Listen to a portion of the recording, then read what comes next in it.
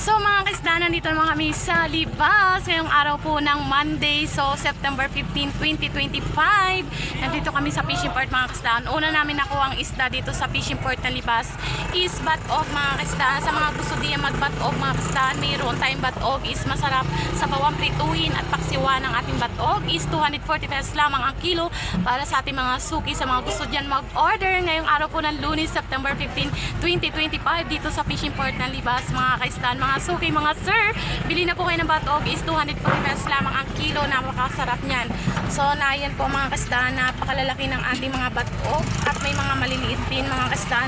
Sa mga suki natin diyan sa mga taga-Liong, Panit, Ambulot, mga taga-Dagap, ito na po yung ating mga isda ngayong araw ng Lunes, September 15, 2025 mga kasdan.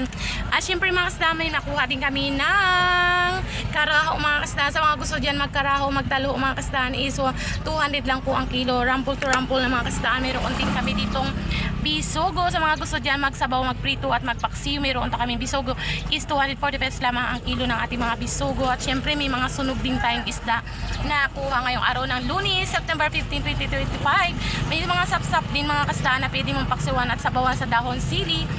At syempre may mga bugaong din tayo na pwedeng paksiwan at sabawan sa kangkong mga kasda. Pwedeng ang ating bugaong ngayong araw ng Lunes. At lakot-lakot din mga kasda ng ating mga isda ngayong araw ng Lunes mga kasda. May mga pukan din tayo. Syempre may mga bulaw din tayo at pakaan mga kasda ngayong araw ng Lunes,